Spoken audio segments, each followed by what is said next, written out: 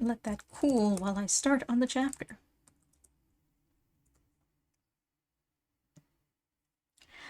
Chapter 11. Of the strange adventure which the valiant Don Quixote had with the car or cart of the Cortes of Death. Dejected beyond measure did Don Quixote pursue his journey, turning over in his mind the cruel trick the enchanters had played him in changing his lady Dulcinea into the vile shape of the village lass, nor could he think of any way of restoring her to her original form, and these reflections so absorbed him that without being aware of it he let go Rocinante's bridle, and he, perceiving the liberty that was granted him, stopped at every step to crop the fresh grass with which the plain abounded. Sancho recalled him from his reverie. "Melancholy, señor," said he, "was made, not for beasts, but for men. But if men give way to it overmuch, they turn to beasts. Control yourself, your worship. Be yourself again. Gather up Rocinante's reins. Cheer up, rouse yourself, and show that gallant spirit that knights-errant ought to have. What the devil is this? What weakness is this? Are we here or in France? The devil fly away with all the Dulcineas in the world, for the well-being of a single knight-errant is of more consequence than all the enchantments and transformations on earth." "Hush, Sancho," said Don Quixote in a weak and faint voice. "Hush, and utter no blasphemies against that enchanted lady, for I alone am to blame for her misfortune and hard fate.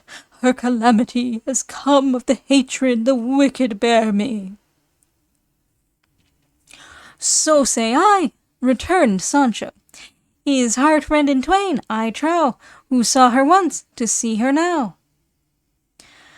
"Thou mayst well say that, Sancho," replied Don Quixote, "as thou sawest her in the full perfection of her beauty. For the enchantment does not go so far as to pervert thy vision or hide her loveliness from thee. Against me alone, and against my eyes, is the strength of its venom directed.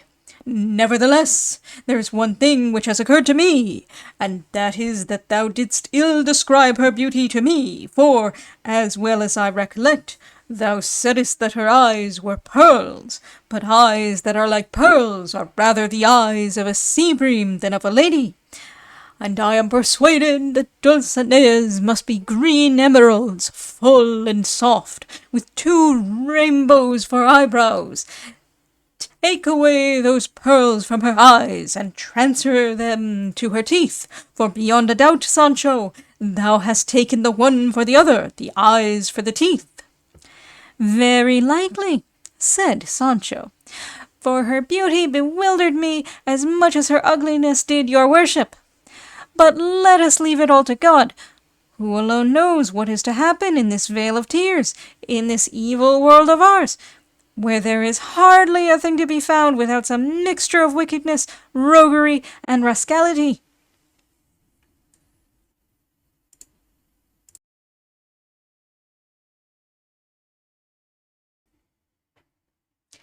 "But one thing, señor, troubles me more than all the rest, and that is thinking what is to be done when your worship conquers some giant or some other knight, and orders him to go and present himself before the beauty of the lady Dulcinea. Where is this poor giant, or this poor wretch of a vanquished knight, to find her? I think I can see them wandering all over El Toboso, looking like naughties, and asking for my lady Dulcinea, and even if they meet her in the middle of the street, they won't know her any more than they would my father." "Perhaps, Sancho," returned Don Quixote, "the enchantment does not go so far as to deprive conquered and presented giants and knights of the power of recognizing Dulcinea. We will try by experiment with 1 or 2 of the first I vanquish and send to her, whether they see her or not, by commanding them to return and give me an account of what happened to them in this respect." "I declare, I think what your worship has proposed is excellent," said Sancho. and that by this plan we shall find out what we want to know. And if it be that it is only from your worship she is hidden, the misfortune will be more yours than hers. But so long as the Lady Dulcinea is well and happy, we on our part will make the best of it, and get on as well as we can, seeking our adventures, and leaving time to take his own course, for he is the best physician for these and greater ailments.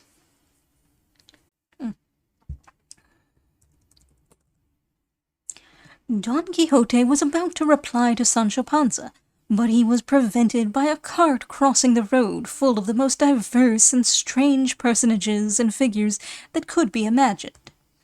He who led the mules and acted as carter was a hideous demon. The cart was open to the sky, without a tilt or cane roof, and the first figure that presented itself to Don Quixote's eyes was that of Death itself, with a human face. Next to it was an angel with large painted wings, and at one side an emperor, with a crown, to all appearance of gold, on his head. At the feet of Death was the god called Cupid, without his bandage, but with his bow, quiver, and arrows. There was also a knight in full armor, except that he had no morion or helmet, but only a hat decked with plumes of divers colors. And along with these there were others with a variety of costumes and faces. All this, unexpectedly encountered, took Don Quixote somewhat aback, and struck terror into the heart of Sancho. But the next instant Don Quixote was glad of it, believing that some new perilous adventure was presenting itself to him, and under this impression, and with a spirit prepared to face any danger, he planted himself in front of the cart, and in a loud and menacing tone exclaimed, "Carter, or coachman, or devil, or whatever thou art, tell me at once who thou art, whither thou art going, and who these folk are thou carriest in thy waggon, which looks more like Charon's boat than an ordinary cart." To which the devil, stopping the cart, answered quietly, "Signor, we are players of Angulo el Malo's company. We have been acting the play of the Cortes of Death this morning, which is the octave of Corpus Christi, in a village behind that hill, and we have to act it this afternoon in that village which you can see from this. And as it is so near, and to save the trouble of undressing and dressing again, we go in the costumes in which we perform.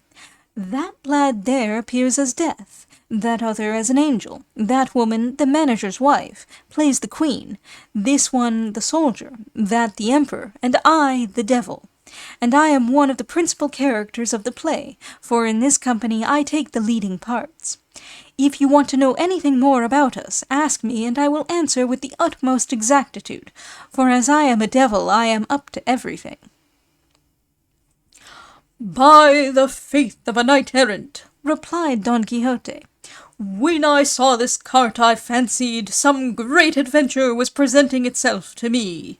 But I declare one must touch with the hand what appears to the eye, if illusions are to be avoided. God speed you, good people. Keep your festival, and remember, if you demand of me aught wherein I can render you a service, I will do it gladly and willingly, for from a child I was fond of the play, and in my youth a keen lover of the actor's art." While they were talking, fate so willed it that one of the company in a mummer's dress, with a great number of bells, and armed with 3 blown ox bladders at the end of a stick, joined them, and this merry Andrew, approaching Don Quixote, began flourishing his stick and banging the ground with the bladders and cutting capers with great jingling of the bells, which untoward apparition so startled Rocinante that, in spite of Don Quixote's efforts to hold him in, taking the bit between his teeth, he set off across the plain with greater speed than the bones of his anatomy ever gave any promise of. Sancho, who thought his master was in danger of being thrown, jumped off Dapple and ran in all haste to help him. But by the time he reached him he was already on the ground, and beside him was Rocinante, who had come down with his master, the usual end and upshot of Rocinante's vivacity and high spirits. But the moment Sancho quitted his beast to go and help Don Quixote, the dancing devil with the bladders jumped up on Dapple, and beating him with them, more by the fright and the noise than by the pain of the blows, made him fly across the fields towards the village where they were going to hold their festival. Sancho witnessed Dapple's career and his master's fall, and did not know which of the two cases of need he should attend to first, but in the end, like a good squire and good servant, he let his love for his master prevail over his affection for his ass. Though every time he saw the bladders rise in the air and come down on the hind quarters of his Dapple, he felt the pains and terrors of death, and he would have rather had the blows fall on the apples of his own eyes than on the least hair of his ass's tail. In this trouble and perplexity he came to where Don Quixote lay in a far sorrier plight than he liked, and having helped him to mount Rocinante, he said to him, "Señor, the devil has carried off my Dapple." "What devil?" asked Don Quixote. "The one with the bladders," said Sancho. "Then I will recover him," said Don Quixote, "even if he be shut up with him in the deepest and darkest dungeons of hell. Follow me, Sancho, for the cart goes slowly, and with the mules of it I will make good the loss of Dapple."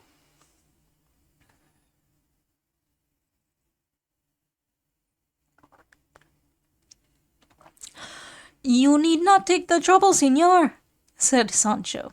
"Keep cool, for as I now see, the devil has let Dapple go, and he is coming back to his old quarters." And so it turned out, for, having come down with Dapple in imitation of Don Quixote and Rocinante, the devil made off on foot to the town, and the ass came back to his master. "For all that," said Don Quixote, it will be well to visit the discourtesy of that devil upon some of those in the cart, even if it were the Emperor himself." "Don't think of it, your worship," returned Sancho. "Take my advice and never meddle with actors, for they are a favoured class. I myself have known an actor taken up for 2 murders, and yet come off scot-free. Remember that, as they are merry folk who give pleasure, everyone favours and protects them, and helps and makes much of them, above all when they are those of the royal companies and under patent, all or most of whom in dress and appearance look like princes." "Still, for all that," said Don Quixote, "the player devil must not go off boasting, even if the whole race favours him." So saying, he made for the cart, which was now very near the town, shouting out as he went, "Stay!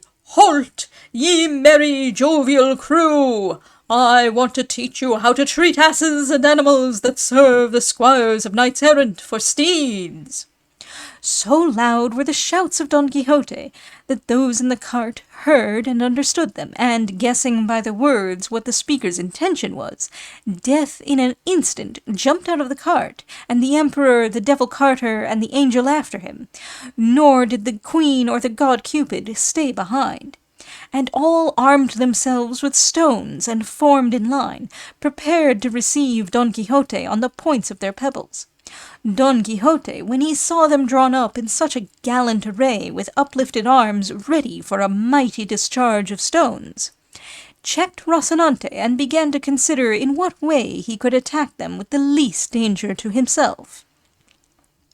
As he halted, Sancho came up, and seeing him disposed to attack this well-ordered squadron, said to him, "It would be the height of madness to attempt such an enterprise. Remember, señor, that against sops from the brook, and plenty of them, there is no defensive armour in the world, except to stow oneself away under a brass bell.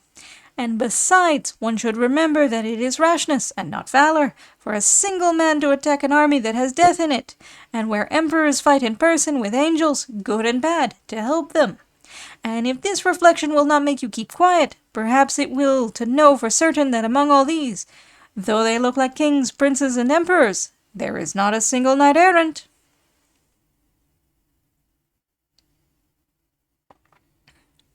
"Now indeed thou hast hit the point, Sancho," said Don Quixote, "which may and should turn me from the resolution I had already formed. I cannot and must not draw sword, as I have many a time before told thee, against anyone who is not a dubbed knight.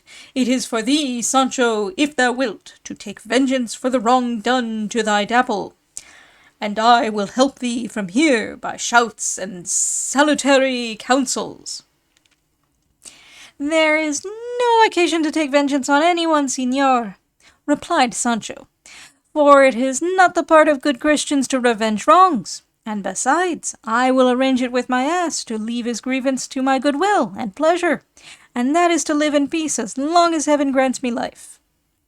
"Well," said Don Quixote, "if that be thy determination, good Sancho, sensible Sancho, Christian Sancho, honest Sancho, let us leave these phantoms alone and turn to the pursuit of better and worthier adventures, for, from what I see of this country, we cannot fail to find plenty of marvellous ones in it." He at once wheeled about. Sancho ran to take possession of his dapple. Death and his flying squadron returned to their cart and pursued their journey, and thus the dread adventure of the cart of death ended happily, thanks to the advice Sancho gave his master, who had, the following day, a fresh adventure, of no less thrilling interest than the last, with an enamoured knight-errant. I trow who saw her once to see her now. A scrap, apparently, of some song.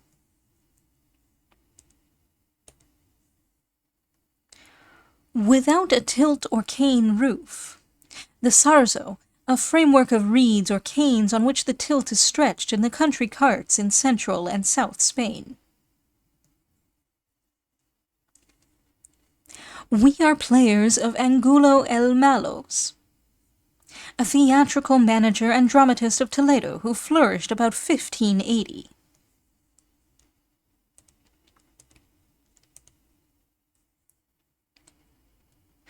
Against sops from the brook. Sopa de arroyo, a slang phrase for pebbles.